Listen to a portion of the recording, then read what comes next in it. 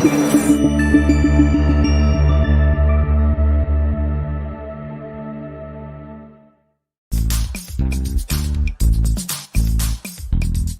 and gentlemen, welcome to Meanwhile Here on Earth. This program features in-depth conversations with the leading names in the subjects of UFOs, abductees, the paranormal, panel discussions, and the very best and brightest of the next generation of writers and researchers. Meanwhile Here on Earth, the show breaking new ground in alternative talk with your intrepid host, veteran investigative writer and researcher, Peter Robbins.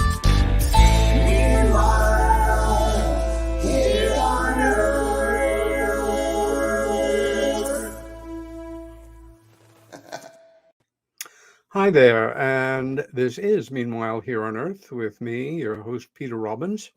You are watching or listening on KGRA Digital Broadcasting, and you can watch all of our shows live on Mondays, 7 to 9 Eastern Standard Time on KGRA-DB. Just go to the top of the page and click Live Stream. No major monologue, except to say that it's summer. It's a time for most of us relaxing, well, depending on what you do. I was just kind of caught off guard yesterday by the sad news that the wonderful actress who really broke ground in the original Star Trek, Michelle, was a friend of a good friend of mine, and somebody who was not just a pioneer in terms of the entertainment business, but went on to help recruit more and more people of color to NASA, and lived to be 89. One anecdote that kind of caught me off guard was after the first season, remember the original Star Trek only ran for 2 years, she had decided to leave the show, and she was friends with Dr. Martin Luther King. And he contacted her and he said, "Do not do that." And she was completely caught off guard and asked why. And he said in so many words, "You are a pioneer.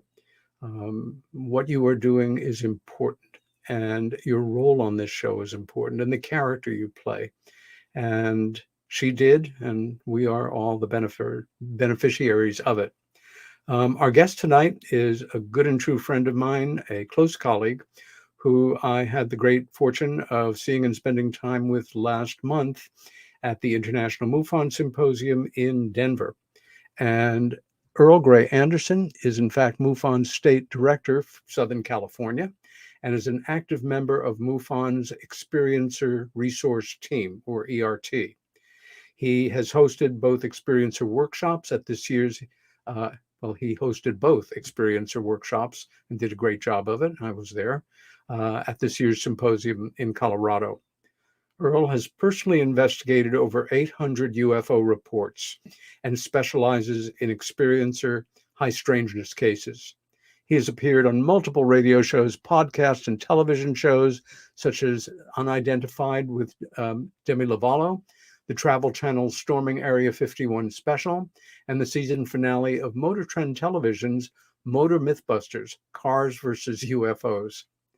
Earl teaches a very popular and fully accredited course in ufology at Los Angeles' Otis College of Art and Design, where I had the honor of being a visiting guest speaker. A native of Southern California, Earl is also known as a published singer, songwriter, guitarist with 3 CDs under his belt. He dotes on his 3 children and 3 grandchildren and lives happily with his wife, Lisa, and their 2 cats, Gigi and Thor. And Earl Grey Anderson, I hope that Gigi and Thor are watching tonight. Welcome to Meanwhile Here on Earth. Hello there, Peter. It's good to see you, my friend. Yeah, it seems like we haven't seen each other for weeks. Yeah, a couple. I always have to bring my cats into the, into the picture. They probably won't be visiting us, so they'd be knocking things off, That's why we know it's not a flat earth, right? Because cats would have knocked everything off of it by now. Correct. True. It's true. Science leads the way once again. That's true. Yeah. Um, I've got so many questions for you that we only touched on when we had a chance to get together. And uh, while it's a great part of any conference, just hanging out and catching up, there's a lot of distractions and a lot of people. So some of them went kind of only half answered or addressed. And my first question right now, to start off the show in a way I usually do, is where were you born? I was born here in Southern California, Santa Monica, at St. John's Hospital, Santa Monica. So you're really very close to where you started out. Yeah, yeah. I mean, I traveled all over the place, but this is home. Has its good things and bad things. Traffic, bad, but access to the beach, to the high desert, to the mountains, music venues and bookstores, etc., is all good. So, it weighs out pretty fairly. So here I am still. Any siblings? I've got one sister that I'm, don't really see. And that's kind of it. My parents are both gone, and a lot of my relatives are living in Arizona and places like that. I keep in touch with a couple of them, but there you go. Kind of last of the Mohicans here. Yeah. Earl, tell us a little bit about your dad. Sure. My dad was he was born in 1929. He was a tailor in a B-17 in World War II, flying over the European theater. Yes, he did see Foo Fighters. He didn't like the ideas of UFOs being in our atmosphere around our planet. So he was not sure what they were. I think that he thought they were some kind of an atmospheric phenomenon, but they, as we know, they were under intelligent control. So, but I think my dad had a little bit of a problem because of his, religious background with the whole UFO phenomenon. I don't think I've ever had a guest who had a relative who actually ever experienced Foo Fighters, as a pilot during the war. Yeah, they were pretty common, especially, it was all over the European theater. I'm not sure if they saw them as much in the Pacific, if at all. But my dad did say that he'd seen them. He thought it was something like St. Elmo's fire, or sure, because he just didn't have room in his philosophy for life other than us in the universe. That was my dad, but he was a great man. I loved him very much. Anyway, as you became, I'll get to that later, and we'll speak a bit about your mom and quite a bit the second half of the show. Growing up as a kid, and I mean a real kid, 5-7 years old, what were your thoughts, if any, about what you wanted to be when you were what we'll laughingly call a grown-up? Clearly, I wanted to be an astronaut, like a lot of us kids did. Yeah, I was just born during the 1958. Now you know how old I am. It was right there when my mom was involved with Project Redstone and other things, and was very, very much, the TV would always be on, for any of the early space shots that we did. And I loved it. That was my escape in a way. I had like the old Time Life books that had the beautiful pictures, and I'd always find like satellites and planetary, paintings by Chesley Bonestell and people like that, just those classic ideas of what the surface of Mars might have looked like, and I would put them around myself, sort of like a fortress, and that's where those I would play. Illustrations were the stuff that dreams were made of for us.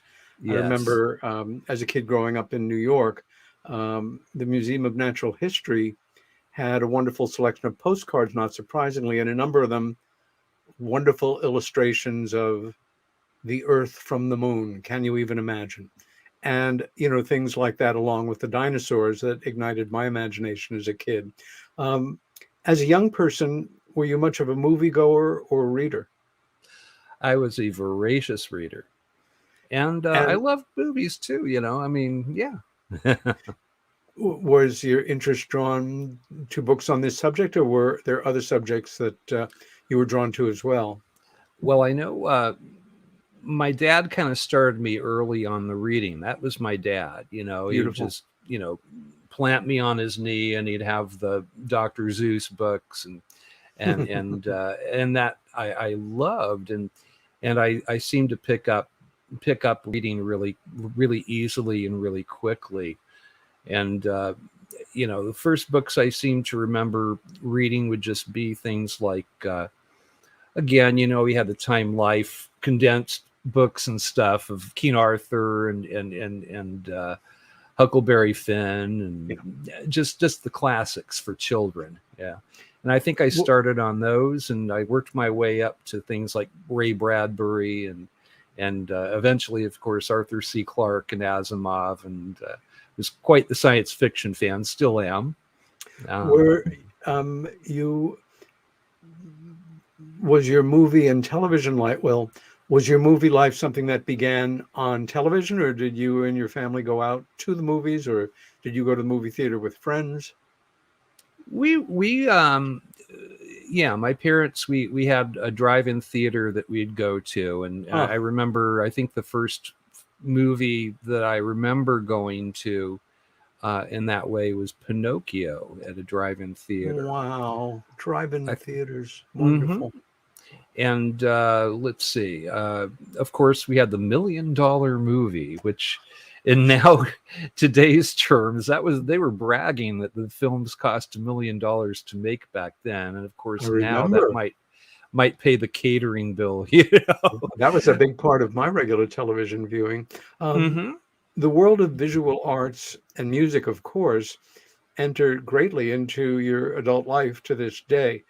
Remember when those interests were triggered, and how so? Oh, you'll like this one. My mom, she worked mostly just hung out with it. It was my uncle's thing. It was a theater group in Santa Monica called Turnabout Theater, and they would do children's theater, and then they had more kind of grown-up fare at night. But they had a cleaning woman there, had a daughter. Her name was Odetta Furious. And yes, it was that Odetta. She was a friend of my mom's, and my mom invited her to come over to our house in Venice, is where we lived, Venice, California. And I remember my mom had her record. I still have it. I still have that same record album. It had Odetta's face on the front, and had things like Froggy Went a Courtin' and stuff like that on it. How did your mom know Odetta? She was the cleaning lady's daughter, and they heard her singing. She was working, and Foreman Brown was the name of the gentleman that owned this theater group and the theater itself. And he said, she is really, really talented. She needs to be able to back herself up.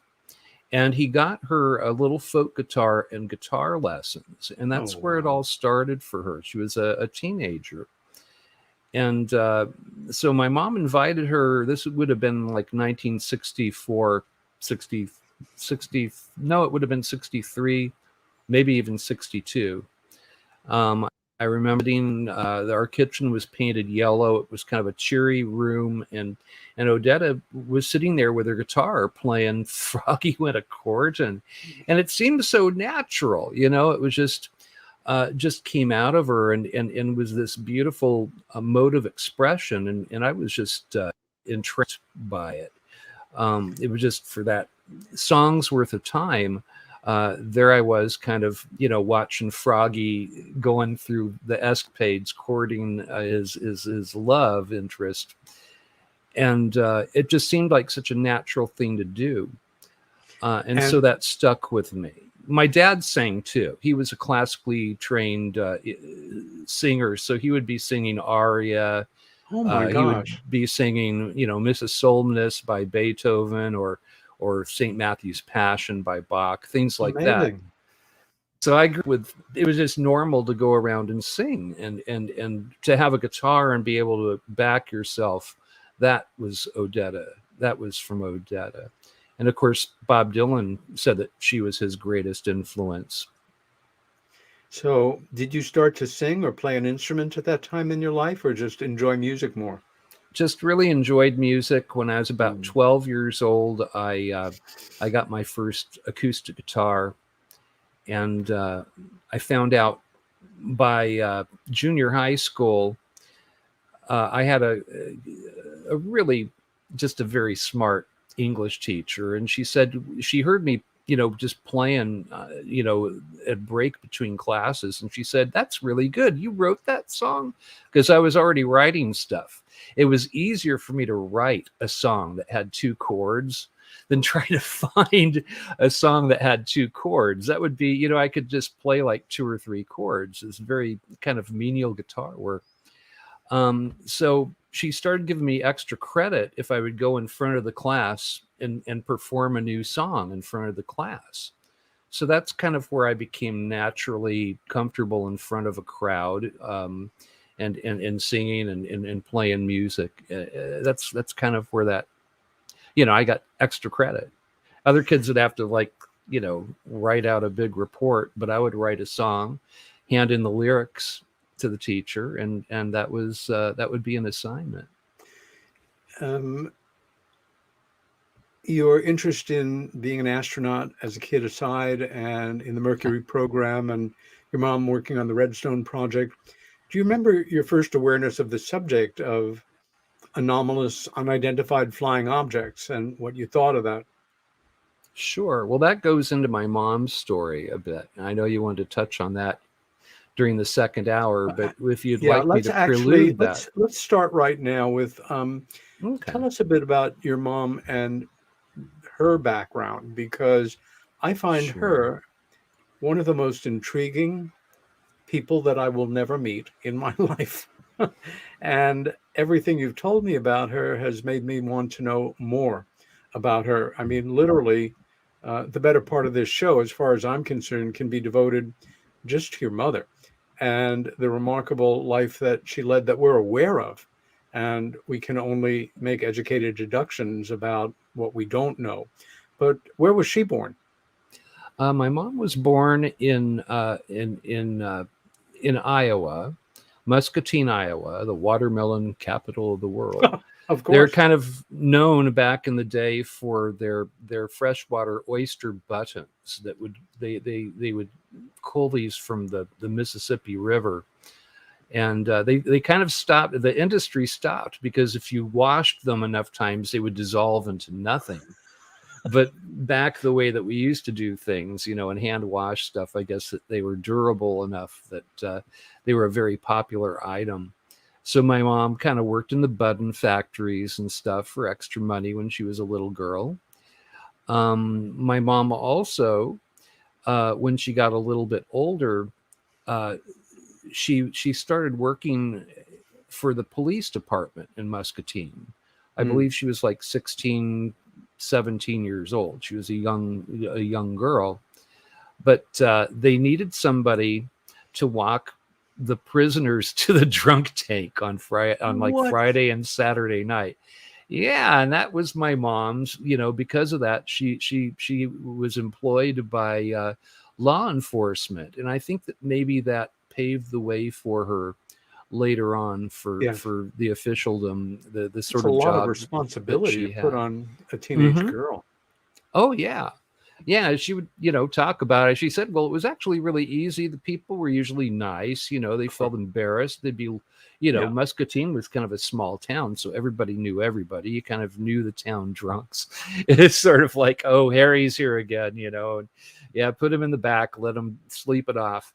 But that was my mom, and she moved to Southern California. I think I'm not sure exactly what led up to that. It might have been her brother, my Uncle Gene. uh, he was an actor, of course, and so LA would be the place where you'd want to go to do that. He was acting actually in the Turnabout Theater. So my mom moved out here back in the 50s.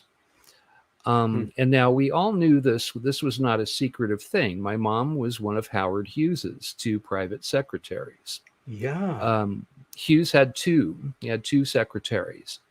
And this was back in the mid-50s. He was already pretty much a recluse and a shut-in. Hold that thought for a moment, because this is, to get from walking drunks from the drug tag in Iowa. I know, it's quite a leap one of there. Howard Hughes's 2 private secretaries. I mean, how did she possibly end up with that amazingly fascinating job? She was very, very good at taking shorthand. This was back when stenographers wrote this language that just looked like squiggles and scribbles. Well, court reporters still, they use the typed version. Yes. But yeah, shorthand is, it's kind of disappeared in this digital age of recording to a great degree, but some people use it, but very good. So because of that, or that was one of the factors that got her noticed. And and I'm not sure exactly how she got her foot in the door there, but she said that the whole time she worked for him, she only saw him in person once, and it was a mistake. She wasn't supposed to. He would communicate with everybody over an intercom system, like Charlie's Angels. It's.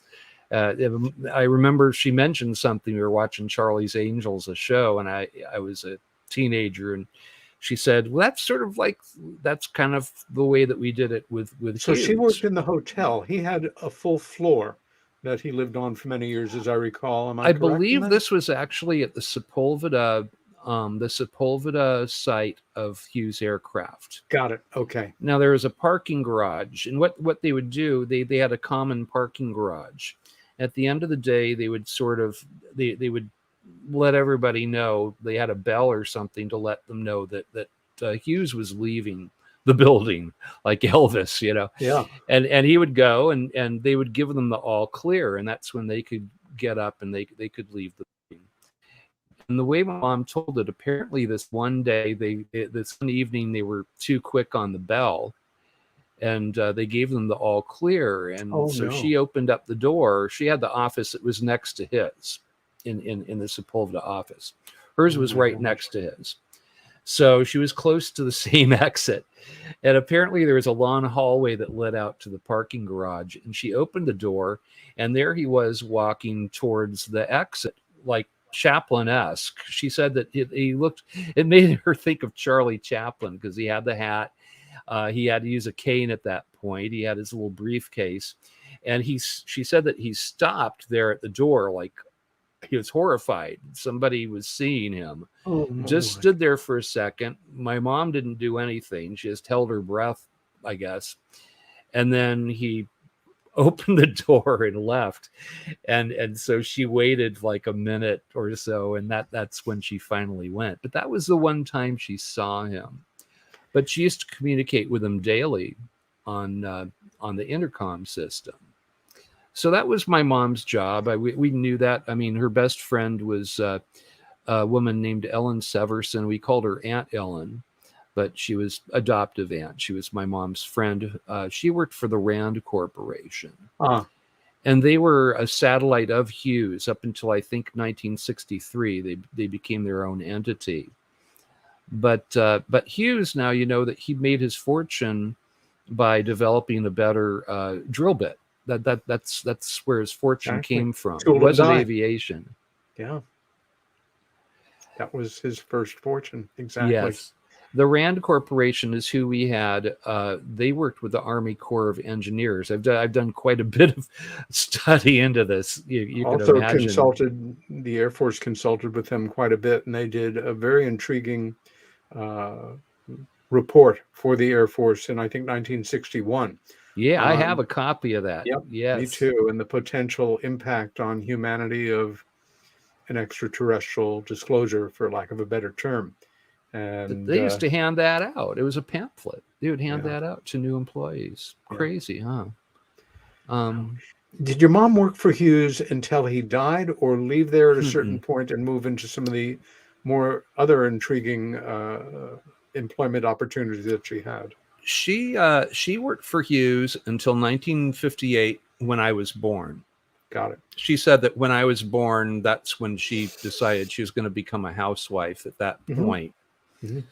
So I think that the way we started this, you're asking me how I first became interested in UFOs. Was that? Yes, exactly so. So the first place that I ever even heard about the subject was from my mom.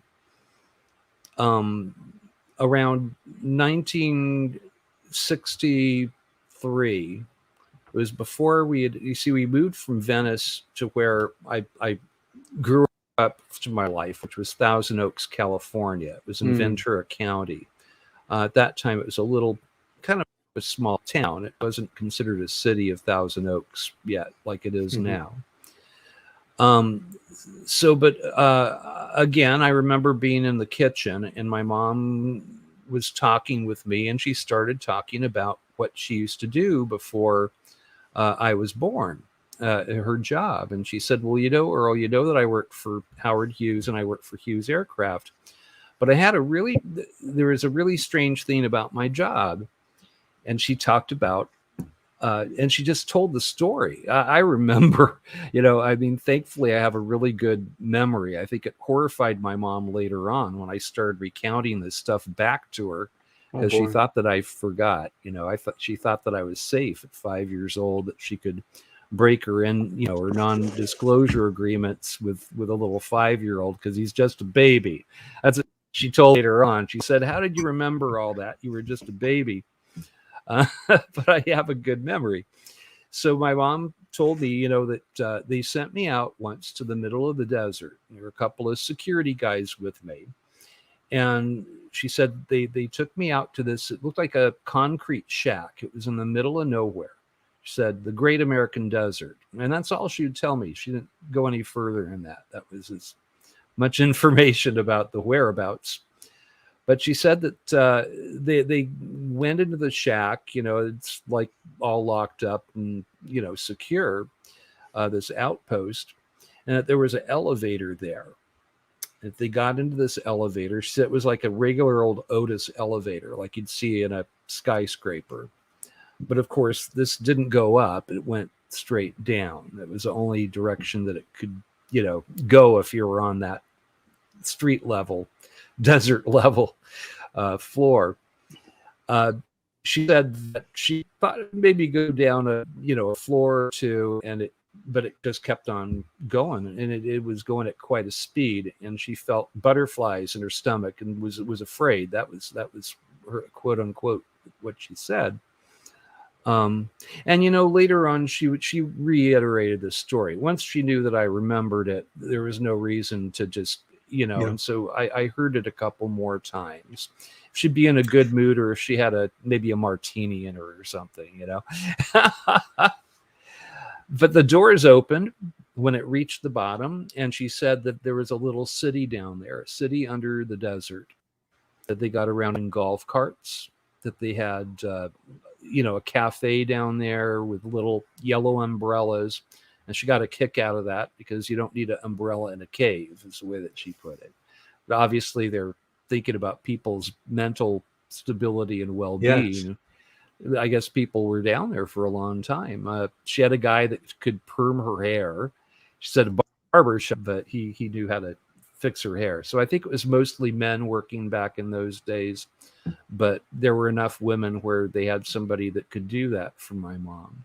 Earl, when your mom first told you, or in subsequent tellings of this account, did she mention why these two security people? Was she given any reason, or why she was being taken there, or what the purpose of the visit was?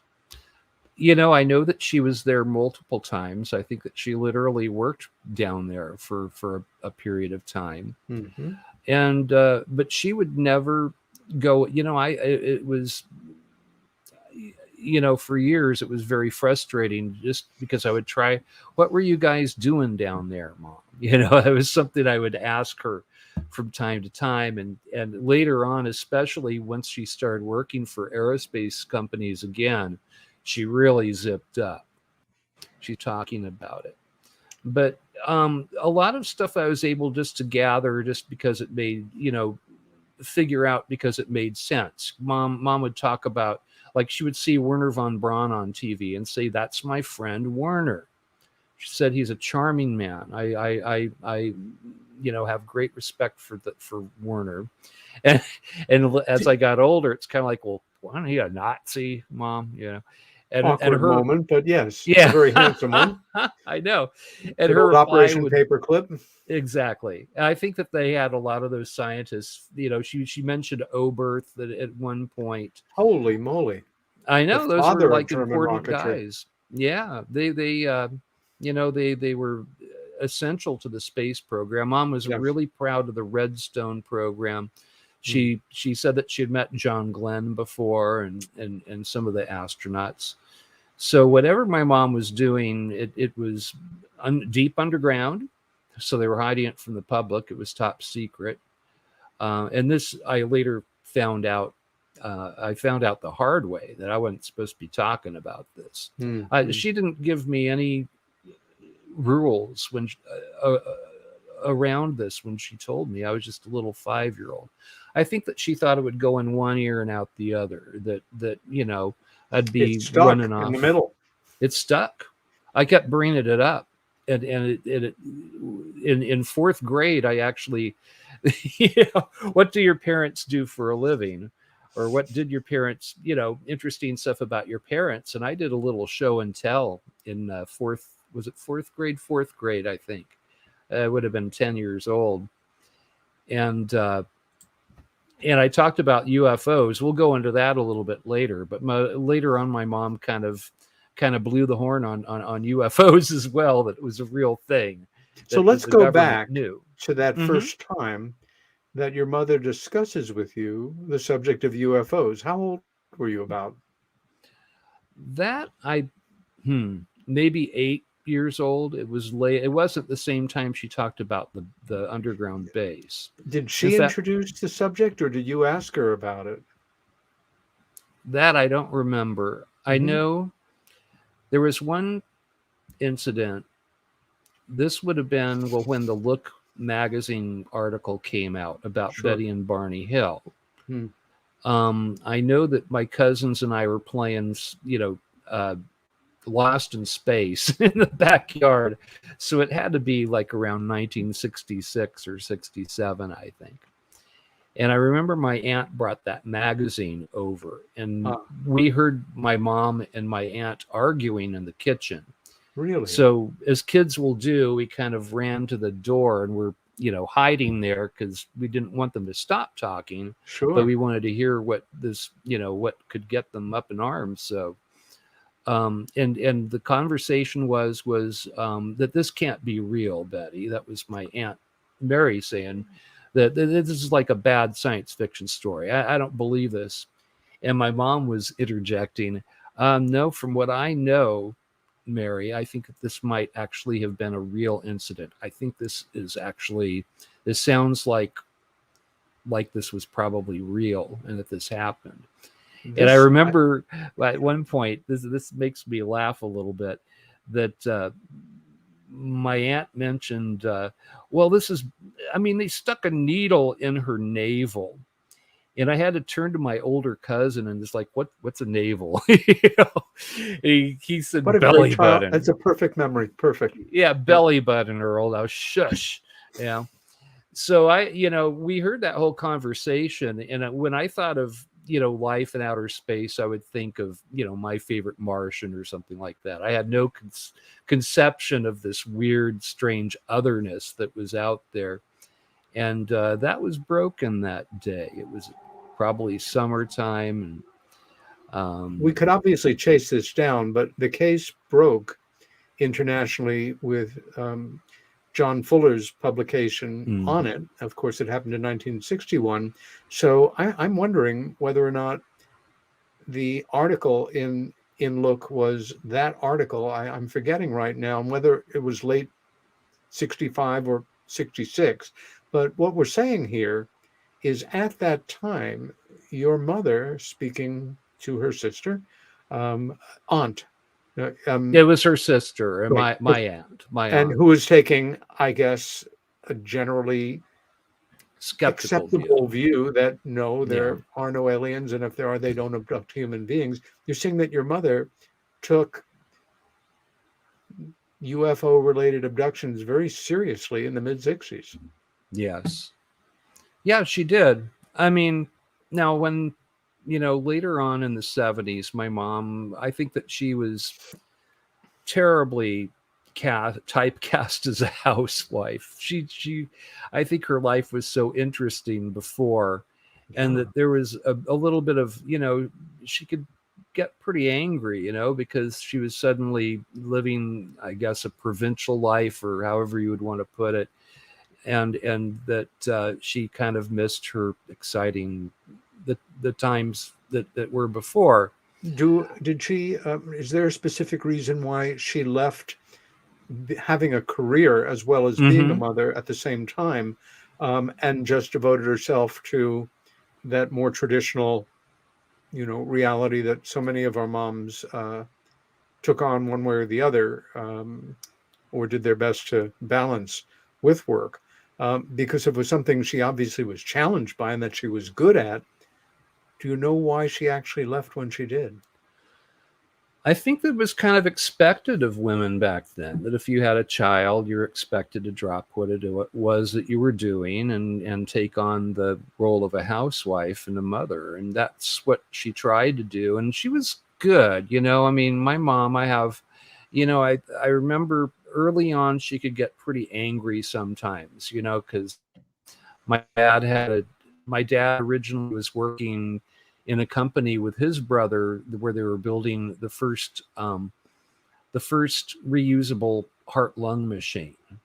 My uncle was a famous cardiologist, Robert Anderson. He Oh, was wow. actually the chancellor of Arizona University of Arizona's medical school, and my dad got in on that, and so my dad left pre-med. He was going to become a doctor, and my uncle kind of told him, well, there's no need for you to do this because you're going to be richer than you'll know what to do with, and you don't need to go and get your doctorate. And my dad had an aversion to blood, ironically. He did Oh not my like it. goodness. He was he was showing how to use the heart-lung machine during a procedure. He told about how a little stream of blood hit his hand and that he started feeling faint. And that was like a uh-oh for him. So, and I'll tell you the truth, I worked as a nurse and I had something similar happen and I got past it and it was never a problem before. I'm sure my dad would have been the same. But for whatever reason, he did listen to my uncle and he dropped everything. He dropped out of medical school and he became full-time with this company called Corco. Had an office in Los Angeles. Well, somebody invented a better heart-lung machine where it was totally replaceable. It was made out of plastic. They use that sort of thing even today now, and it made my dad's heart-lung machine obsolete almost overnight. I mean, now we got to go to Europe because of that machine. I mean, we went, he went to Spain and showed it to, he met Franco and did a presentation at the big hospital there. And we were in France. And that was what I think my mom thought that her life was going to be, kind of globetrotting with my dad. Sure. And suddenly my dad was unemployed without something to fall back on. Oh boy. So he wound up going into landscaping, gardening. That was all that he knew. He did that with his father when he was young.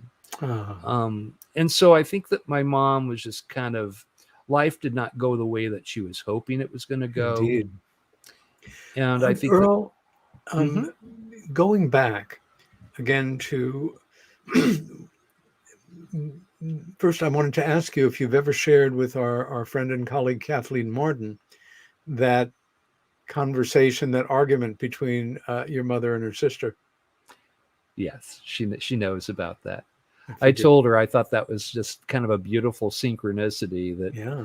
there, when I was like 8 or 9 years old, her family came up in such a pivotal moment for me. I remember feeling like the universe was falling down on me. I remember feeling the little beads of sweat and just feeling the willies for the first time. And for viewers or listeners who are not aware of who Kathleen is, she is a very respected, internationally published ufologist, a specialist in the abduction phenomena, and the niece of Betty and Barney Hill. So again, you were privy to this conversation, this argument, but when did your mom actually first talk to you, as opposed to you surreptitiously catching the subject of UFOs?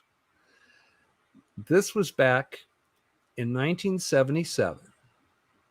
And my mom, now I've done some research into deep underground military bases, and the people that worked in them early on all seem to have one thing in common. They got multiple cancers, as though they had been irradiated. Now, I'm not sure if that's because they were working off an atomic pile, like you would in a nuclear submarine. I mean, they were using something for energy, and I'm sure it was off the grid. So that's what I sort of think, but I don't know for sure. But she kept getting cancers, and she'd this was maybe the fourth time she had gotten, she'd had cancer, and she'd have to go in to have the checkups at the oncologist. So I went along with her for just support, because I love my mom. Of course. I was about 19 years old at the time, and she got a clean bill of health. Now, her doctor was Santa Monica, and her doctor was just in the same area as where the old Hughes building was, off of Sepulveda in that area. It's kind of close to where Otis College is, even, where I find myself, teaching my class in ufology. But so she got a clean bill of health, and we were kind of celebrating. I said, well, let's go. I was reading in Time magazine, and there's this new movie called Star Wars that had come out the day before. I said, let's do this movie. This sounds fun, Mom. This will be fun. We'll celebrate, get your mind, all that stuff.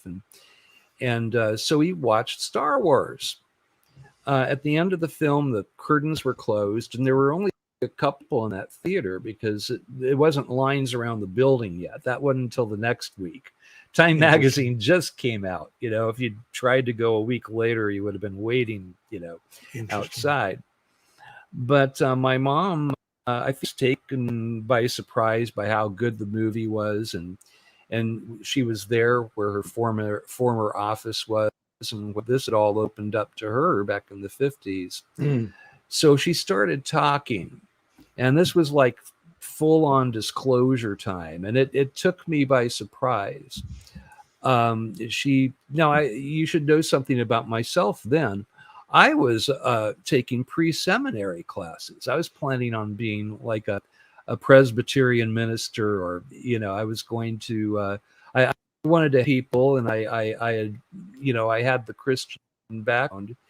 And so I didn't really have room in my world for UFOs and aliens at that time, even though the rest of my life I was obsessed with it. At that point, I was just kind of trying to, do this other thing. Was this more the influence of your dad? And oh, okay. Yeah. My dad was, dad was religious, and that was around me too. Continue on. So, but Mom said, wow, son, you have no idea that movie, Star Wars, she said, it's so close to the truth. She said, it's this stuff is realer than you will ever know. She said that a couple of times during the conversation. My gosh. She said the entities, or she didn't use the word entities. I think she said aliens, or, aliens and the spaceships and just the whole thing, the other planets and intelligence in the universe. It is a real thing. Our government knows about it. They've known about it for quite a while, son, but they're never going to tell the people. She said, you know why? Because you have to remember with the War of the Worlds radio broadcast, people were, jumping out of windows and stuff, and they're just afraid of how the population would react. So they're never going to tell them. She said, but you know what, son, it's realer than you'll ever know, that film. Star Wars is not far-fetched. And she went on. I mean, some of it, I was almost like, la, la, la, la, sticking my fingers in my ears because I didn't want to hear it. It was confusing what I was doing at the time, which is my studies into the New Testament and stuff. Did she at all discuss, whether you wanted to hear it or not, how she felt so certain about this, how she knew this, or that didn't come up? That didn't come up, but it was kind of the elephant in the room. I knew that my mom had worked for Hughes and that she'd had these security clearances. And by that time, she was working in aerospace again. She wound up going back to work about 1973, 74. And she was working, she opened an employment office. It was Manpower is who she was working for. But it was it wasn't a front because she was getting people out to regular plain old jobs. But many of her accounts were most of them, the lion's share, were aerospace companies. Rockwell, Aerojet, Rocketdyne, Burroughs was one, early computer stuff. Yes. What were some of the other accounts? Raytheon. It was just like Northrop. Northrop. She got one friend of mine who was kind of a walking computer, a job out at Northrop to fix their mainframe.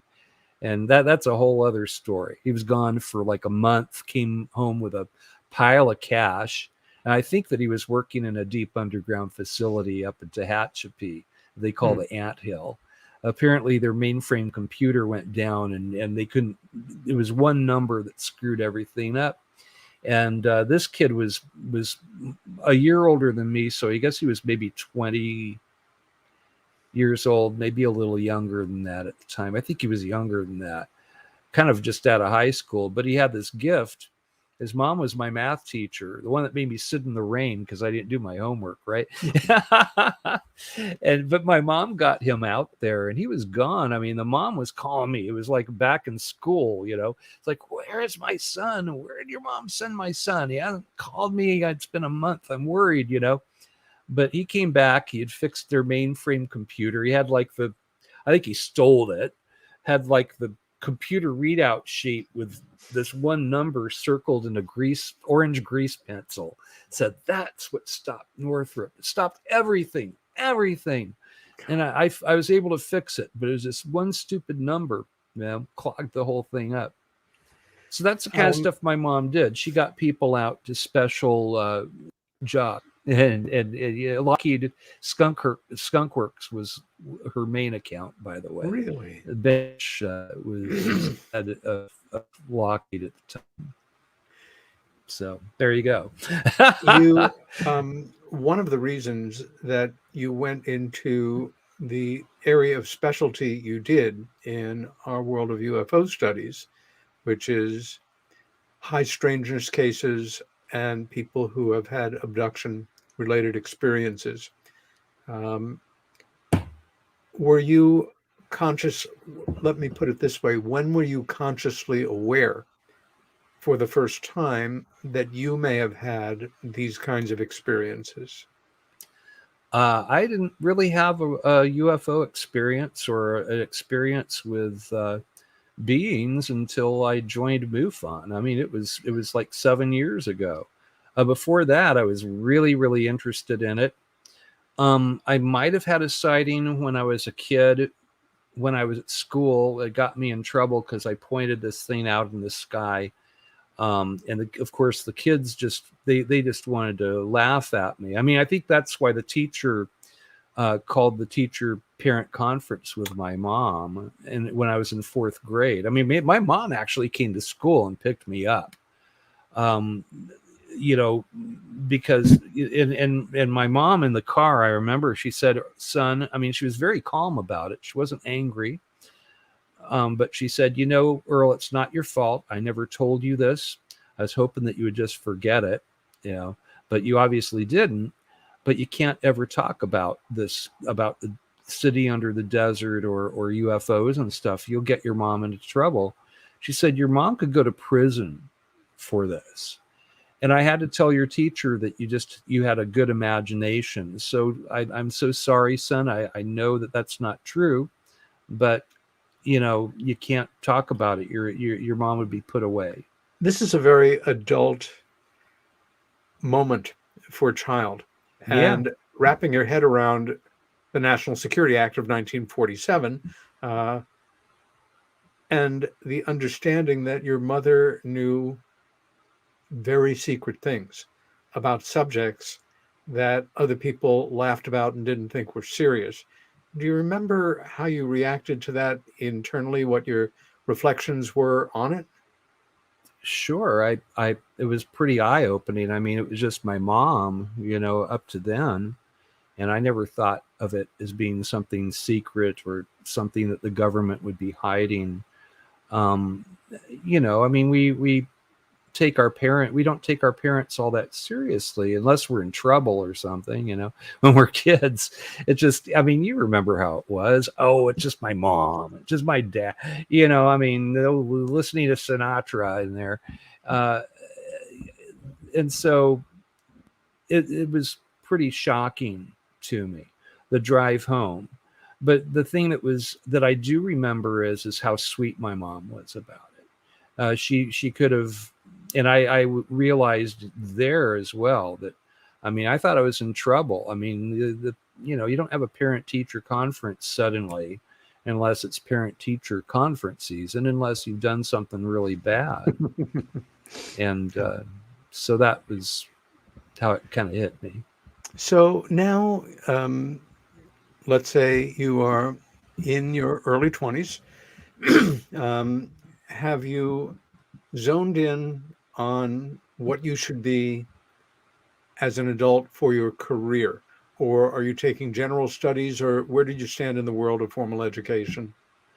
I'd kind of given up on being a minister, after going through a divorce and stuff like that. No, life and its normal stuff kind of caught up with me. And but I worked as a nurse for many years. I started off a wheelchair pusher at a local hospital, but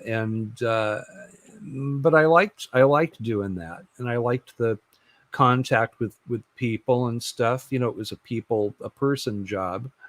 Let me jump in for a moment and just say, as a personal observation about you, since we've been friends, one of the things I really admire and find really quite inspiring about you in a quiet way is going from thinking about following in your dad's philosophy and being a man of the cloth, to be of service, to going to study nursing. And I have a tremendous admiration and respect for nurses. My sister Ann recently retired career as a registered nurse practitioner, and I couldn't be prouder of her. But to become a nurse, which at times is a very challenging job, to be of service, to going to the commitment that you have to MUFON and the specific one-to-one aspect of it and working with people who have been through things to be of service. That's a lot of who you are, and it's something I love about you. It's really inspiring. Thank you. I mean, that is true. I seem to pick, jobs and things where I can help people. I'm not sure where that originally came from, but it seems to be a part of me. So, and I love that about working with MUFON's ERT. When I had my experience, well, I went to you. You know, I mean, you were like the only, you and eventually Kathleen. Once I knew her, I talked with her. But most of the people I knew were kind of nuts and bolts ufologists, and they didn't really understand the experience or phenomenon. But when you experience it and it becomes, you know, something real to you, it's a catalyst. It's a life changer. It pulls the rug out from under you. It certainly does. It certainly does. Yeah. And we have actually blown through our first hour. And exactly. A missing time experience of sorts. At least. This is Peter Robbins. The show is Meanwhile Here on Earth. My guest is Earl Grey Anderson. And we'll be back in a couple of minutes. Don't touch that dial, as they used to say in the old analog days.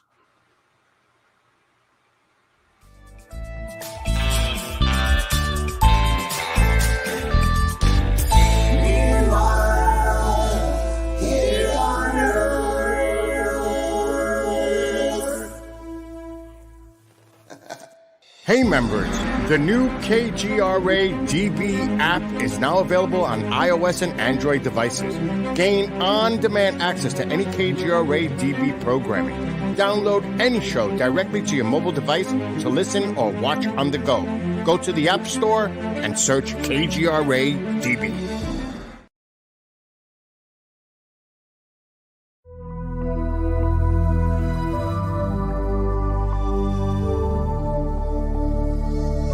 Are we alone in the universe? The most important question facing humanity is on the verge of being settled once and for all. The Mutual UFO Network has been at the forefront of this journey for nearly 50 years. Our members worldwide are dedicated to the research, documentation, and awareness that will shape the future of humanity. Won't you join us?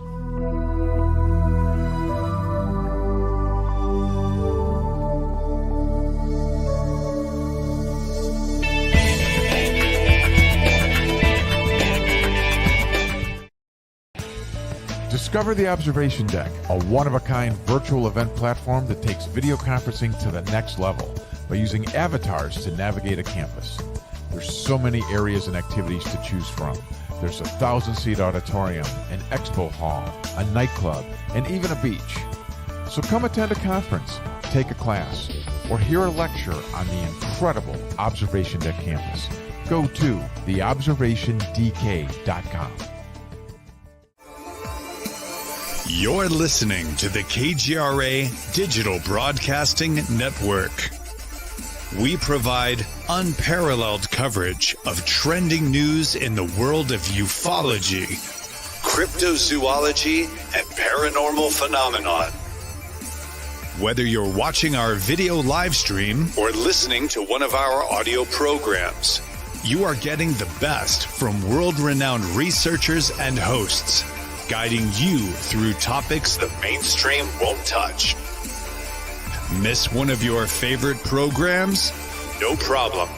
Head over to the members area at kgradb.com for access to our massive library of award-winning content. Make contact, stay connected, only at kgradb.com.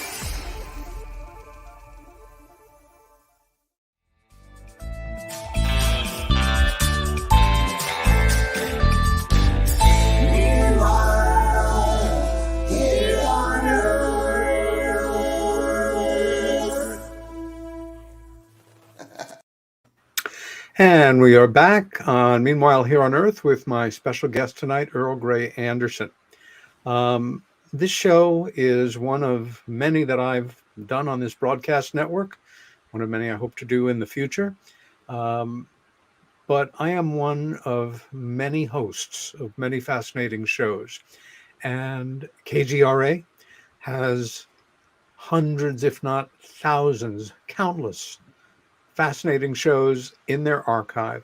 And for a very modest amount every month or year, you can access them all. So please consider subscribing. And if you use my first name as your subscription code, that's PETER, when you subscribe by the month of the year, you get a full 30% discount. And that concludes the mercantile part of this show. Back to Earl Grey Anderson.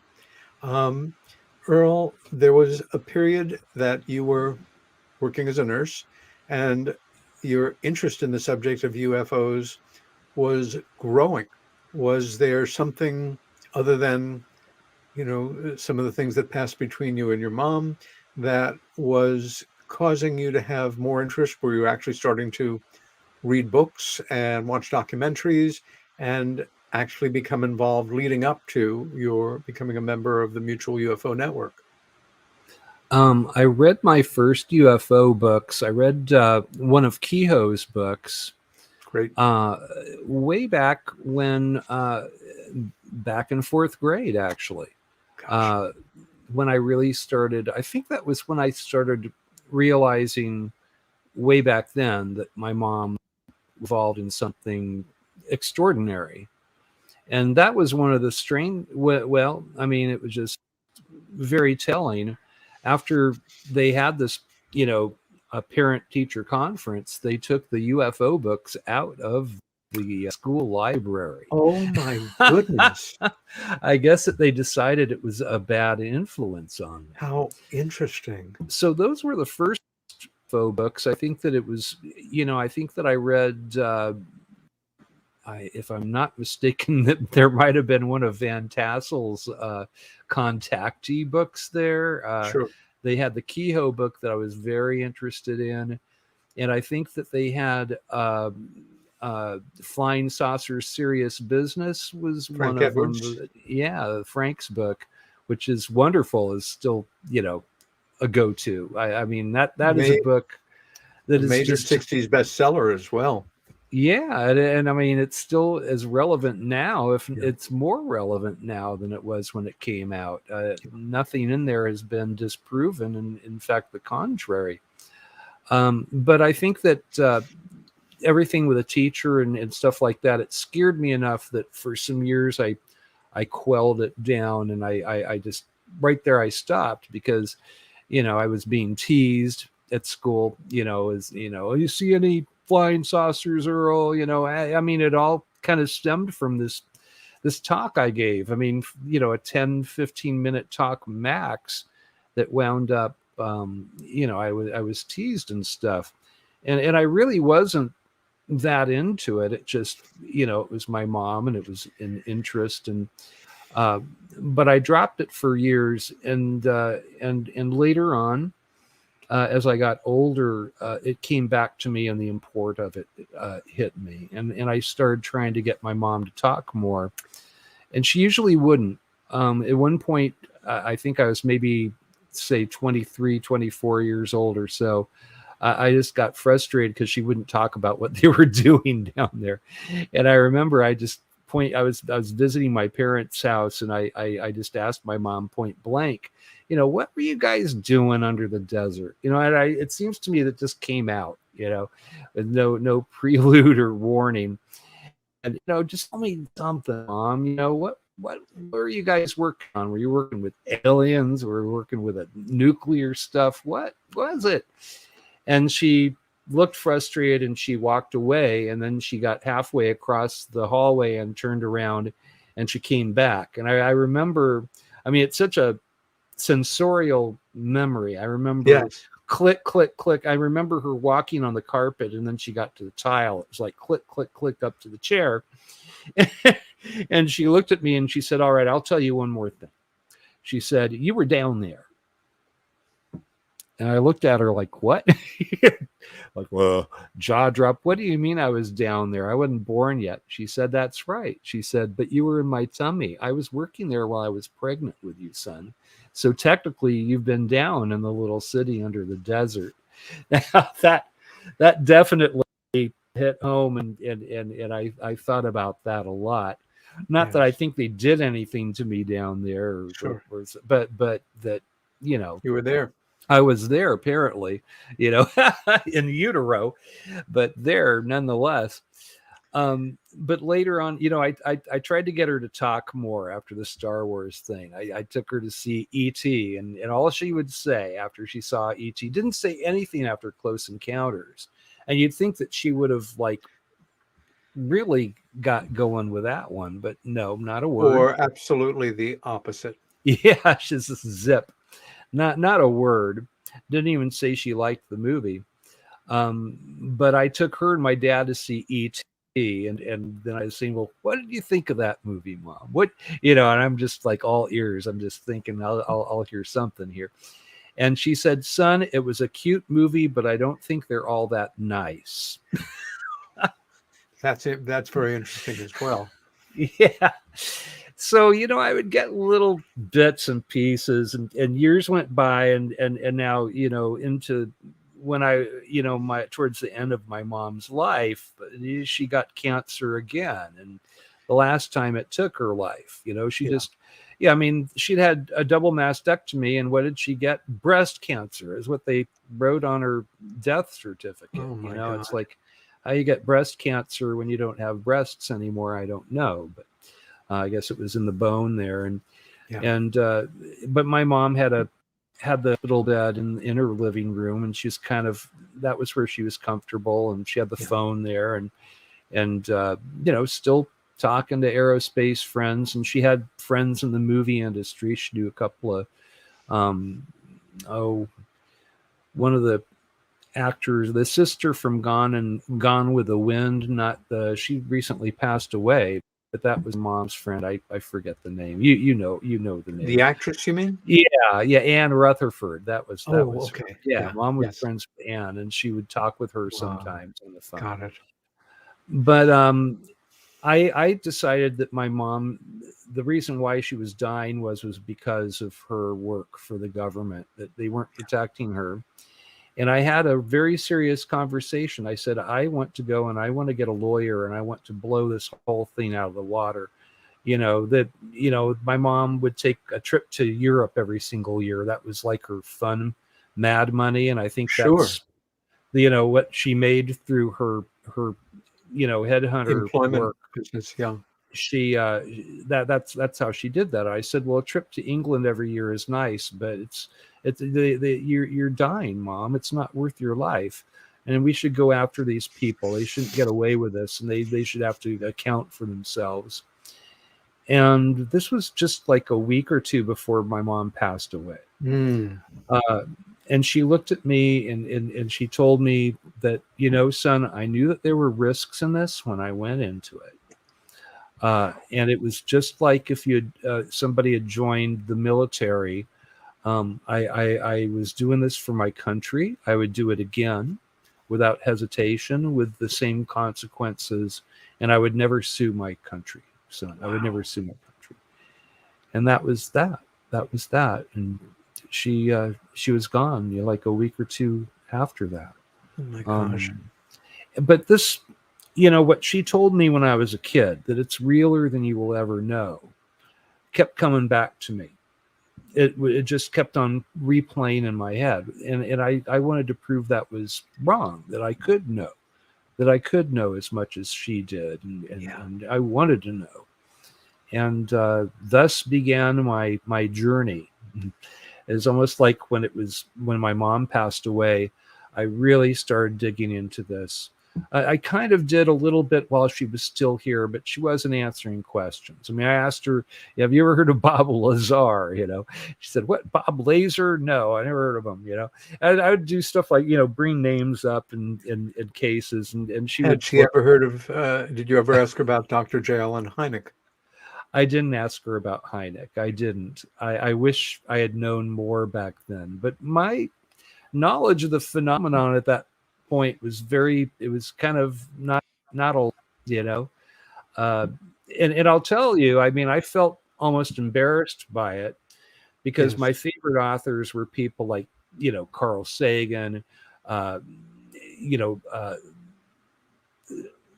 Sagan, Arthur C. Clarke, Asimov, and all those guys said that UFOs were an embarrassment, that it wasn't real.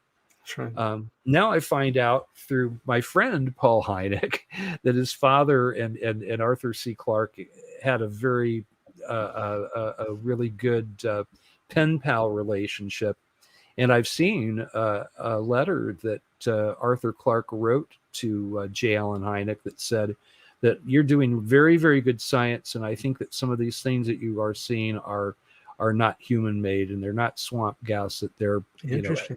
Extraterrestrial. But in the same letter, he said, I can't ever say this in public. I was going to say, I'll never be invited to another moonshot again. Yeah. But that was Earl, meaningful. at a certain point, you had an experience. Well, at a certain point, you were interested enough to either learn about or you already knew about, but to join as a regular member of MUFON. And sometime after that, your life changed. Yes. You had an experience, an event in your life that caused you to reach out to a total stranger who is sitting right here in this room and is talking to you right now. And that takes a lot. I mean, you've got to be, I'm not going to use the word desperate, but how did you seek me out? And can you share with us the events that brought you and I into contact for the first time? Sure, I can, Peter. Well, we met through our mutual friend Jeff Krause, who was my he was my state director at MUFON. Still one of my dearest friends. I love Jeff, and happy birthday, Jeff! Tomorrow. Is it today? Tomorrow. Okay. I think it's on the 3rd, actually. So it's 2 days. As long as I didn't miss it. I know, me too. But Jeff was more of a nuts and bolts ufologist, and God bless him. I mean, I learned everything that I kind of know about UFOs and how to do this thing through Jeff. But he didn't. His understanding of the abduction phenomenon was a little. It was. I mean, he knows a lot more now. It wasn't a specialty. It his is own little experience too, so he knows that it's stranger we ever thought it was. But this was almost 8 years ago.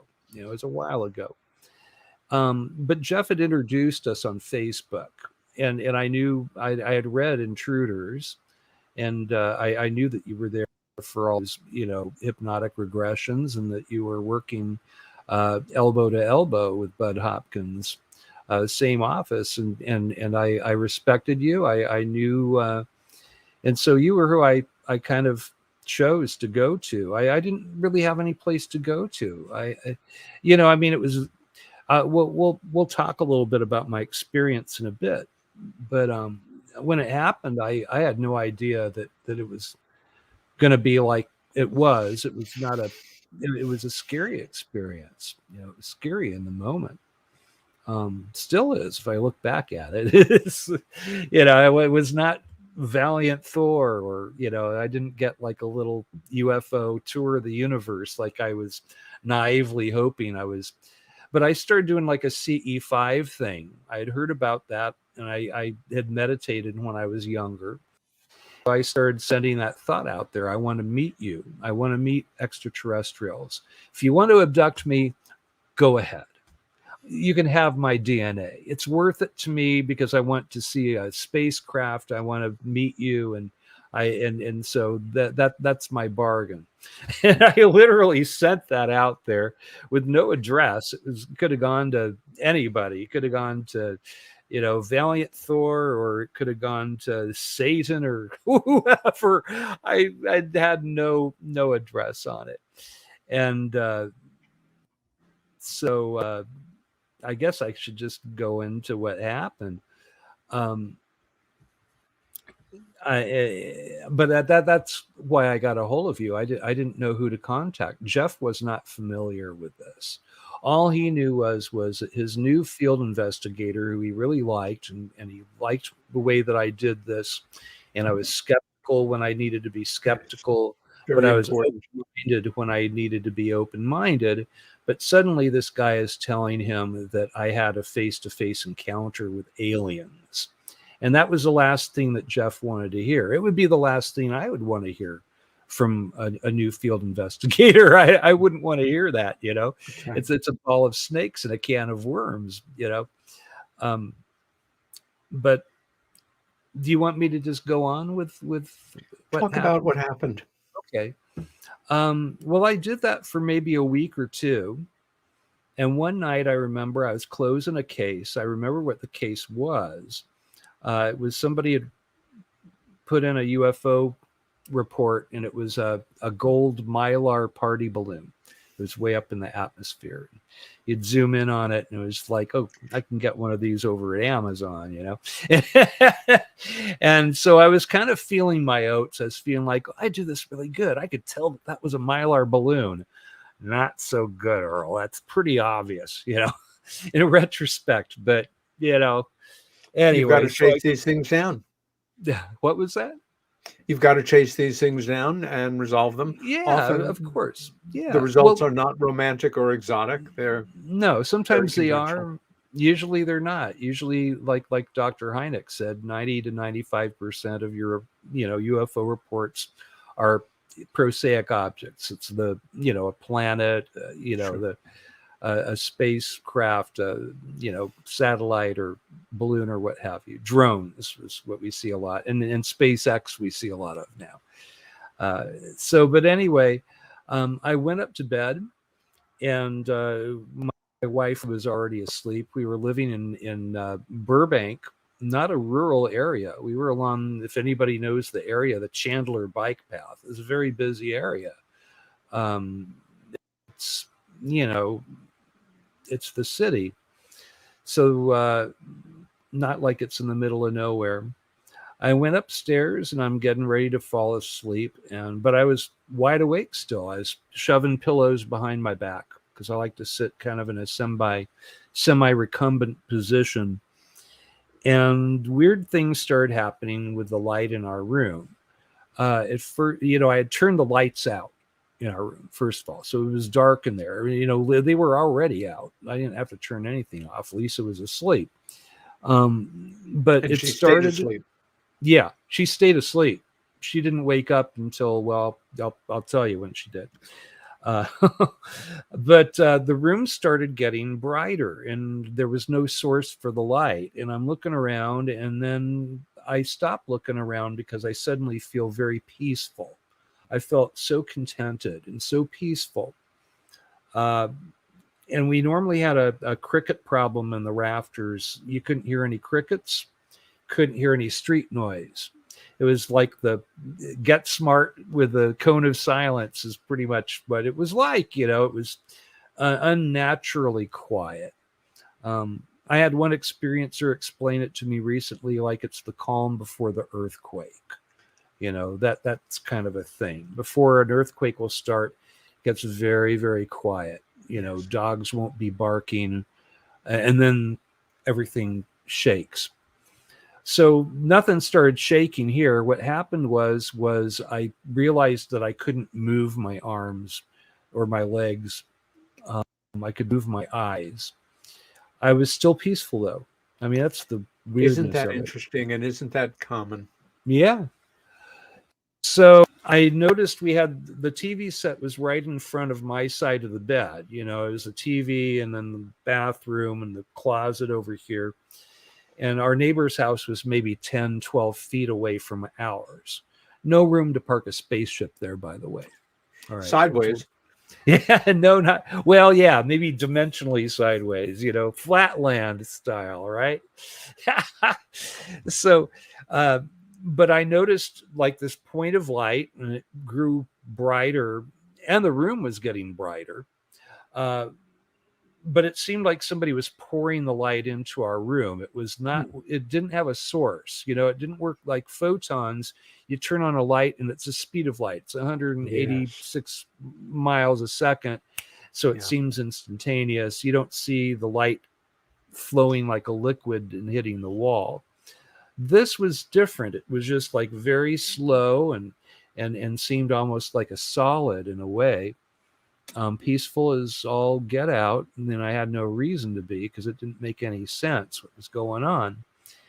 I noticed the spinning that was in front of me. It was in the wall. The closest example I can give you would be like if you pour cream into a cup of coffee, it seemed to spread out towards the sides, and it was spinning in a clockwise fashion. and since then, I think of Scooby-Doo cartoons as a blah, blah, blah, blah, but there was no Scooby-Doo music. But in retrospect, if I were making fun of it, that's what I would have added. Sure. The thing opened up, it irised from the middle out to the periphery of this opening in the wall. You could see light coming from a distance. So this was coming from a distance. There was a figure that was standing to my right that was tall. I didn't see hair on it. It was backlit at this point. So you really couldn't see the features. Could not see any features. I didn't see, it looked like a bald pate. It was maybe 5 foot tall. It wasn't necessarily short. That was standing there almost like a guard, not moving, just standing there. And I saw these 4 figures that came up. It was like they were drawn to me. They didn't walk up. It was like they just were drawn to me somehow.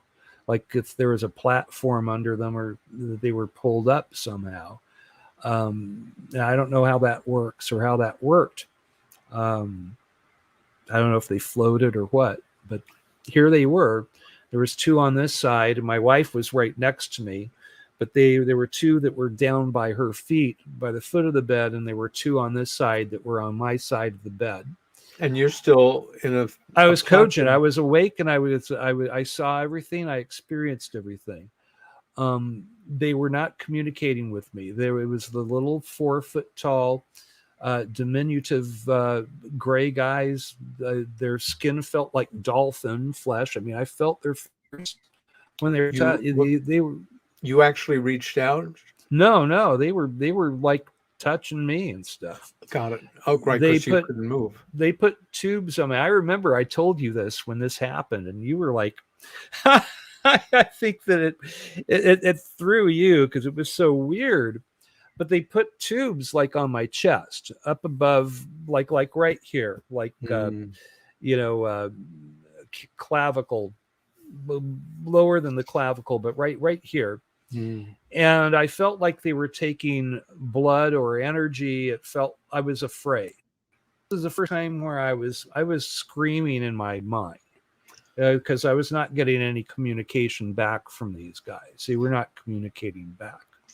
And you were not able to form words or sounds at this point? No, I couldn't move my mouth or my vocal cords. I could move my eyes, and that's all I could move, which was horrifying because I took care of quadriplegics for almost 40 years. And that's the only time I've ever been one myself. Oh. I never want to be one again. Yes. But I couldn't do anything about it. And the fears that I had was because they're not communicating with me, maybe they are going to harm me, is what I was thinking. Because I remember reading, people would get a calming message or something. And I didn't get one of those. And I was thinking, well, maybe they're going to take all of my blood. They're going to exsanguinate me and I'll be like those cows they find along the road, So I was really scared. Glad that I went to the bathroom before I went to bed, or it probably would have been a mess.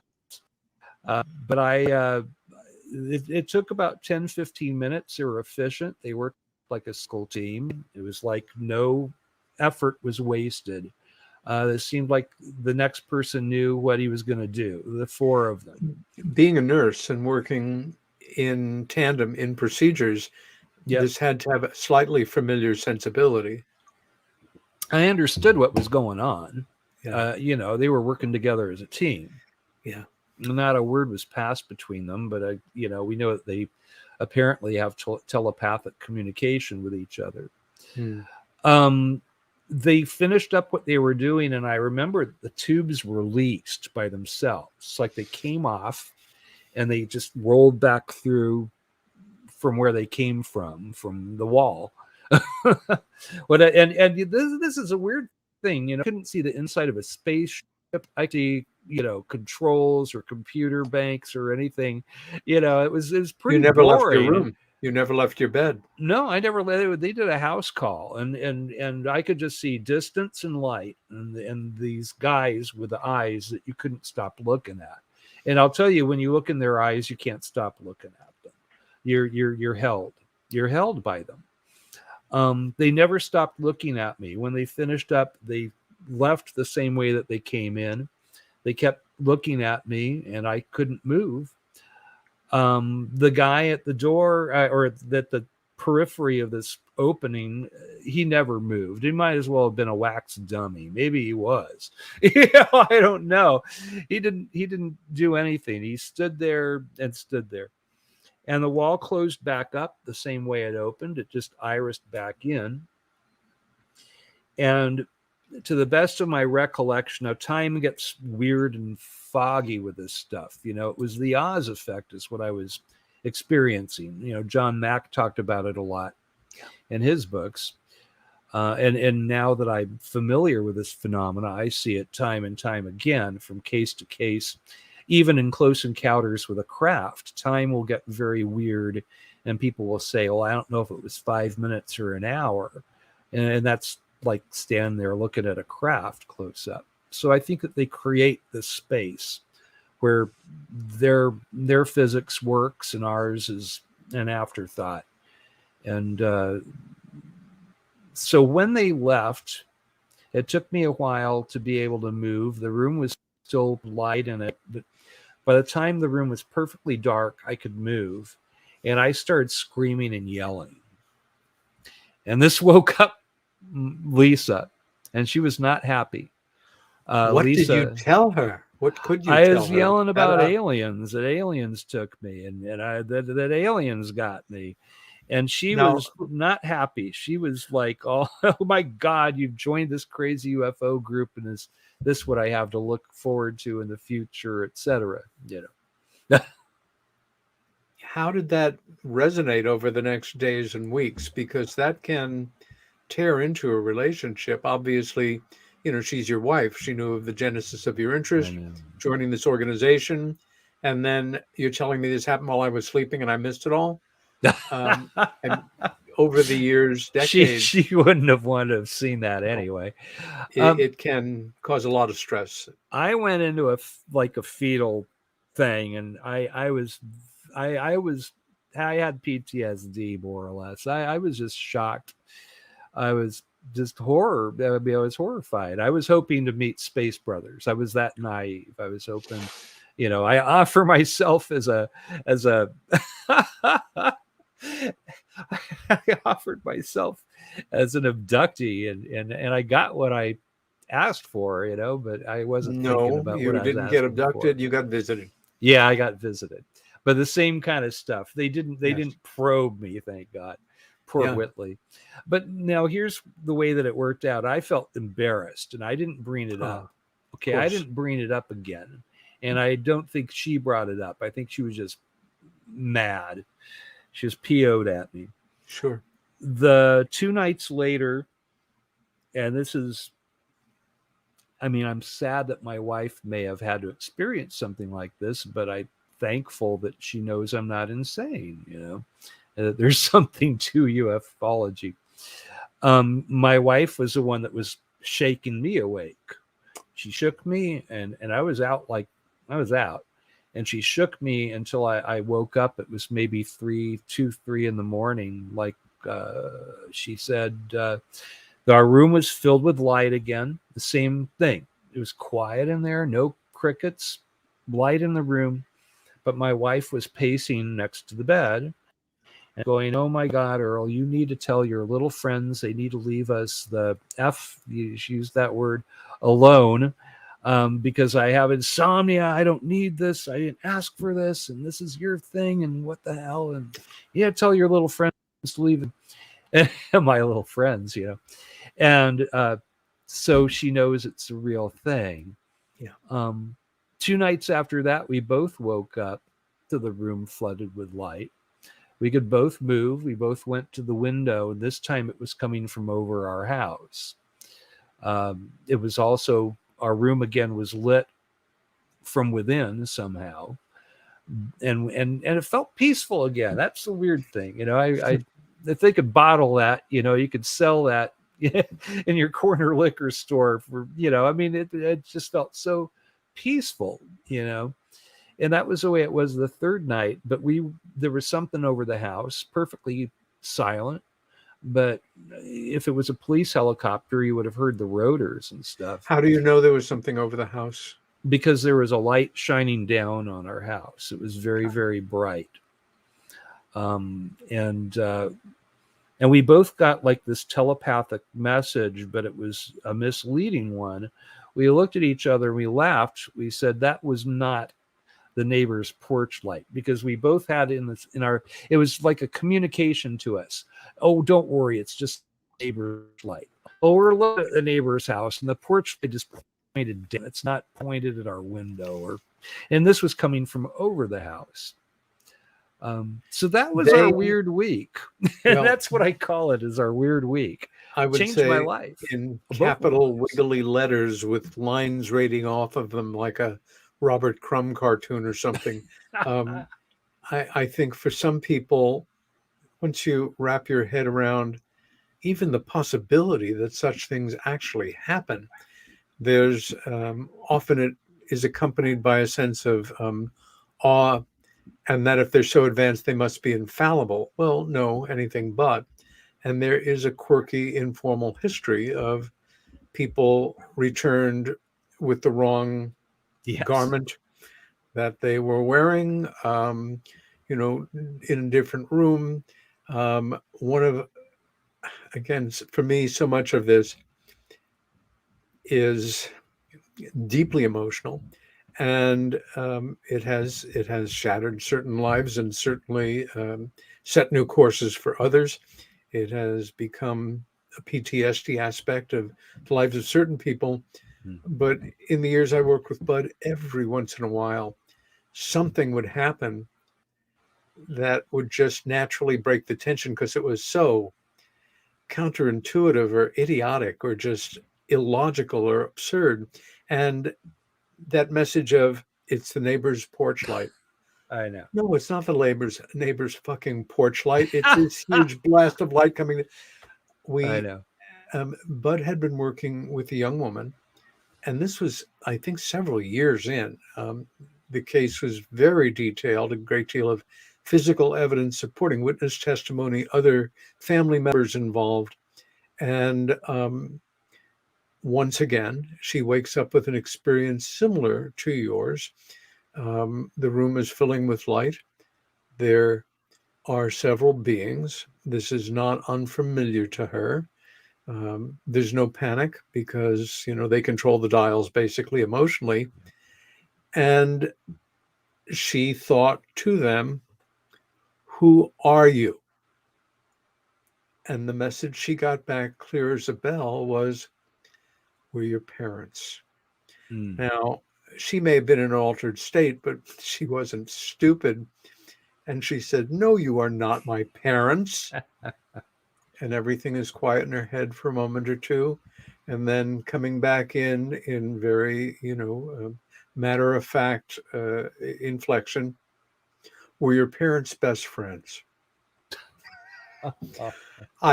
It was early enough in the 80s when this happened that we both cracked up remembering the classic Saturday Night Live bit Land Shark. Land Shark. I was just going to quote Western that. Union, Land Shark. Candygram. But no, for your parents' best friend. Oh my God. I think in life, we need natural humor to resolve tension sometimes, and it's often there waiting for us. But you come out of this experience and you are a member of the largest UFO organization in the world. You've got your state director, who is not thrilled that he has this investigator who believes that he's had this, deeply memorable contact experience. Where did you go from there after we spoke? I read more.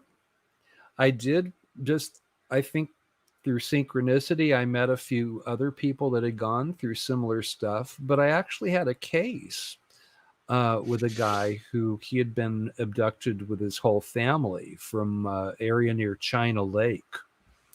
And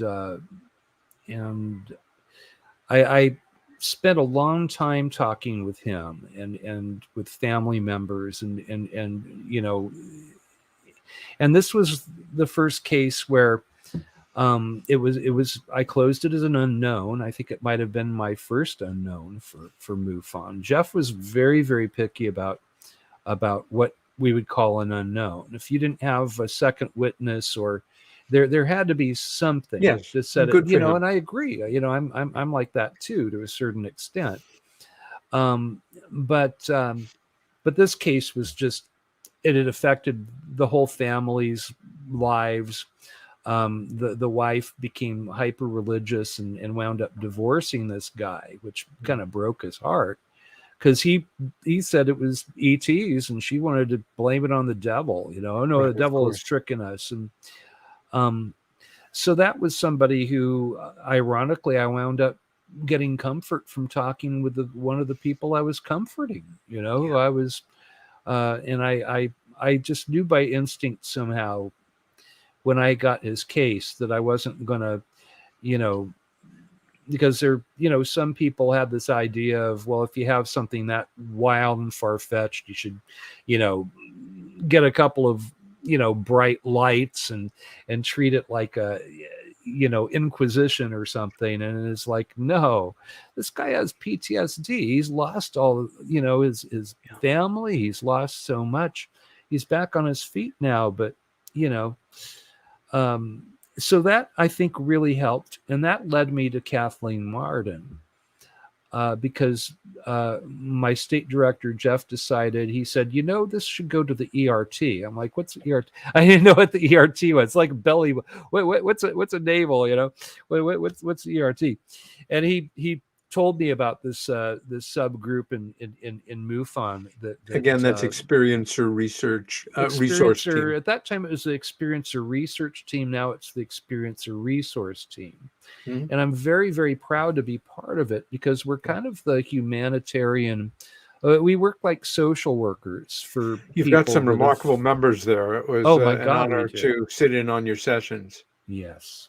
We truly do. I mean, so many doctors, psychologists, philosophers, and just the IQ level of that group is just through the roof. But I went and I talked with Kathleen Martin, and it was maybe, you know, no, I kept a lot of this to myself about my own experience. The only people I would tell about were new field investigators. I felt like, well, I owe it to them. I need to give them that little caveat that I became a field investigator and this happened, you know? So I just, you know, it'd be sort of like, be careful. If you poke at the phenomenon, it may poke back. It's interactive. And this is what happened to me. Yeah. And that was it. That was the only people I would talk to about it. I you know, it was embarrassing in a way, and people kind of look at you funny, you know, and then some still do. But anyway, I met Kathleen through this, and she wanted to get together and meet at Alien Con about 4 years ago. She was in town here for that. And so I met with her at Alien Con, and we talked over lunch. And I thought that we were just talking about my experience, and maybe she could, you know, figure out, you know, what it was about. And she felt like they were renegade grays, that they, you know, were working on their own, that most ETs do have rules that they have to abide by and such. But there are, you know, carpetbaggers and DNA thieves out there, and that these were part of that. And it was very helpful. And then after we finished talking, she asked me, would you like to join the Experiencer Resource Team? And little did I know I was being interviewed for the job. I didn't know it was a job interview. I just knew we were, you know, palling around and a little bit. And I was telling her, you know, what happened to me.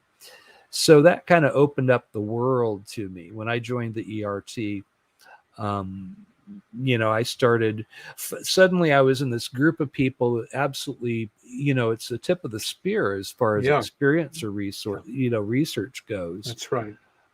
They've done work with the free group, Edgar Mitchell's old group. We've done blind studies with, the experiencer phenomena in tandem with them. And it opened my life up. I mean, I'm friends and colleagues with my heroes, more or less. Earl, who would have guessed? Let's take a few minutes and turn our attention to some of the images that you sent. And I'd like to begin with an article that was done, of course, with your assistant by the aforementioned Jeff Krause, who is the, again, former state director of California. Happy birthday, Jeff. Almost happy birthday. So it's a wonderful picture of your mother, isn't it? Yeah. Yeah, that was for UFO Truth magazine, a UK publication. Yes. And that was about 7 years ago, I think, that it was published. Great picture of Hughes there. Yeah. The spruce goose. That's Mom and myself there, right about around that time of when she did her little first disclosure number about the working in the dump. Something you mentioned will stick in my mind, which is a fourth grader comes forward and essentially does a book report on a classic UFO book and says some things that upset some of the adults. There's a student, there's a parent-teacher meeting, and it results in all of the UFO books in that school library being removed. They were gone. A very interesting footnote to the history of the way this has been dealt with. And von Braun, her friend von Braun, oh my gosh. Mom said he was a charming man. They said that we built the rockets correctly, but we sent them to the wrong planet. How about that? That was a quote she gave me. Yeah. There you are. All the MUFON boy there with my little Cloisonne MUFON badge there. There you go. Yeah. Another Earl Grey. That is the guy who got the Earl Grey name, 1989. That is your acoustic rock and roller there. The little Jim Morrison influence, but hopefully I was going to say too most much. Certainly. There you go. Uncle Earl wants you. Okay. That's the fudge. My mom was asked by Howard Hughes to get the See's candy fudge recipe, and that price was no problem. And she wrote it down after she got it for him. I'm not sure how much they paid for it, but he didn't want to get it. He didn't want to eat it out of the See's box. He wanted his people to cook it for him where it would be germ-free, and there you go. Good gosh. What a trip, huh? Little personal note on Hughes, yes. That's out by Burbank, where I used to live. Cartoon Network had a little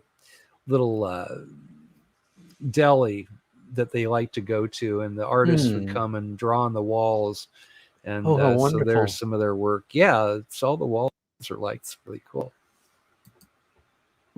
That's one of my art pieces. That's one of my visitors. I have never interfaced, but I have certainly seen this face recreated for me or for Bud or other investigators in so many countries, from so many people, from so many socioeconomic and other kinds of backgrounds.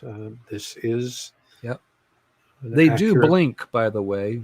I watched them blink their eyes when they were looking at me. So they're big eyelids. That's Denise Marcel with the Piper Gray CD there. I'd given her a copy of one of the CDs that my little acoustic duo Piper Gray put out. Neat. And so she sent me that picture from the UFO Watchtower in Colorado. just giving me a little shout out on Facebook, Very and that cool. was sweet of her. Yeah. That is Okay. where I met Paul Hynek. I was invited to the Project Blue Book premiere party I as remember that. as a mucky muck for MUFON. So we got to go, Lisa and I got to go to that, and that's where I met Paul, and he became a fast friend and has been a dear Well, I friend can ever understand since. why. Meeting him was certainly one of the high points of the conference for me last month. And one of those people that you meet, it's like, oh, it's you. You feel like you've known them for a long time in many ways. Yes. That's the Oh, same jeez. party. They had their abduction photo booth. So Gotta laugh. Yeah, you gotta be able to laugh at it. It's If true. you didn't, I'd go nuts. Oh, yeah, I'm told so many people absolutely. go And crazy over this laughing stuff. in the And face of anxiety and fear and yeah, consternation is good medicine. you have to be able to laugh at it, kids. That's on. They had this whole house set up for this premiere party, with a room set up like the set. Even though they filmed it on a studio set, Sure. they recreated it in this mansion in Hollywood, and so that's Wow. in the Project Blue Book, the Hynek office space that they had put Oh, together in this house. It's got it. quite elaborate. It was quite an amazing party. Yeah, I expect. And that's actually a blank folder there, Peter, but I'm looking all studious because Yeah, it was and great top it was going cover. to be a good picture, right? Absolutely, man. So there you go. There I'm Oh, laughing a little boy. bit more at it. That was Great their bulletin bulletin board. board. Yeah. Fun stuff, huh? That is Paul Hynek's cousin. Very nice gal. A lot of the family were there. I met his brother Joel as well. Yes. And I forget what we're laughing at there, but there you go. Who cares? It's another Hynek. And there's my wife, Lisa. It sure is. And we were looking into the party, and they had a jazz band playing kind of cool jazz, Under the Sea, do, do, do, do, do, do, do, do. And they had the singer out there in the little cocktail dress. They were serving us Very cool. caviar and all kinds of yummy stuff. And there you go. Outstanding. And there's the billboard outside for Project Blue Book, which should have had the third season, but I think COVID kind of did its number on that show. They canceled it, unfortunately. Okay. That's a missile silo, and they're built much like the entrances to underground bases I've found. Yes. So you can kind of see the shack up on top there that just looks like nothing, and then you go down and you've got a little elevator, and there you go. And I'm sure there's better illustrations, but that was one that I had. Like it might be an old Atlas silo to me. I, through a friend, a fascinating guest on this show, Pat Cooligan, who is a former nuclear weapons specialist at Bentwaters and in law enforcement and working for Homeland Security in more recent years. Pat had a friend who was basically a retired Army officer who had become the ranking expert on the early Atlas silos of the early 60s. All of the information had been analog, not properly stored. And to the embarrassment of the Pentagon, to a degree, he became the go-to guy. And he owned several different silos at different points, renovated them in different ways. But this one that we visited,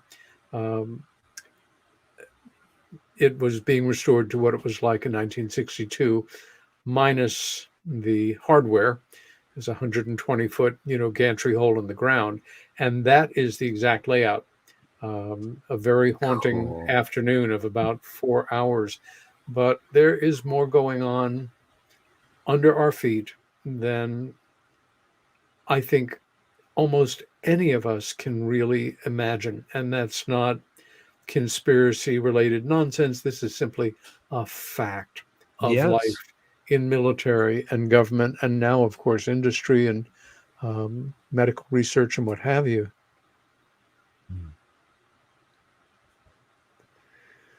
Could have been that simple. Yeah. Look at that. It's just like a shack in the middle of nowhere. Yeah. You know, I've recently met somebody with another case I'm working on where their father was a mucky muck in the Air Force and took them to work. And they tell the same story my mom did, that they went to a concrete bunker, that there was an elevator that went like a mile down. This was in White Sands. And so yeah. Jesus, well, the missile park has got to be one of the most surreal sights I've ever seen. All of these, wonderful primary painted missiles against the beautiful blue sky, every one of them capable of mass murder and displayed like it's some kind of Disneyland on acid sort of layout. Hey, That's us. And yes. check it out. There's Marla Fries. There's Jeff. There's Greg Bishop sitting in the corner there. Sure is. Denise Marcel and her sweetie there in the end. That was a great evening. I had come in to do an Ancient Aliens and called the troops together. We went out to have a Mexican restaurant, and then I went home and did my homework and did the show, and they put me on the red eye, and back I went. But Yep. That was a great evening. That sure was. And this is at Alien Con. That's my dear friend N.K. Cranda. Both of our, I mean, you're her mentor as well. We, you mentored me, Peter, and I try to mentor others as well. And that's, I'm very proud of N.K. And that's Yvonne Smith on my right, who's does the lion's share of the hypnotic regressions in Southern California. She's very good at it, and I send a lot of people to her. Yeah. Jeez. Well, there you go. That's me abducting the alien for a change. Another shot from that's Kathleen there, and you're that's on Denise, the far end. and I'm on the far end there. Irina Scott. I could love talk her. about her all night, and we Oh my won't. God! Yeah. She's been a guest on the show as well, and one of our favorite people in the work. I love Irina. The shot of you and your mom. Mommy and me. There's Greg and myself. That was right before the pandemic started. Yeah. That's my mom towards the end of her life. Lovely picture. That was, I don't know, she was around maybe a month after that. And, I'm moving Julian Lennon. Oh, for gosh sakes, of course. It's hanging out with Julian. My buddy Paul Zolo, he took us out to Julian's record release party. So I did get to meet a Lennon. I know there's some people, questionable guys, that say that they met his father, but I did meet Julian. There's Paul, my buddy. That's Paul Hynek, you bet. That's a show that I did for the Travel Channel, Storming Area 1 special. I told them, don't do it. Outstanding. And believe it or not, Earl, I am going to have to cut to the chase here because we have blown through our 2 hours. She blinded me with science, Peter, so that's perfect ending there. Is there a website or any place in particular where folks can go to? MUFON.com, report a UFO or report a abduction, and if you're in Southern California, you'll probably come to me. That's great. I'm on Facebook as just Earl Grey, and you'll see a state director for Southern California there. Excellent. And Earl, I can't thank you enough for being my guest this week, and we will be in touch soon. But next week's guest will be Victor Vigiani. He is the news director of Zealand Communications, an international news service, and his study of anomalous aerial phenomena, research and analysis of extraterrestrial issues spans more than 40 years. and involves UFO sighting reports, investigation, academic and radio journalism with a primary focus on UFO ET government disclosure. If you have enjoyed this show, please tell your friends. Stay well. Stand up for what you believe in.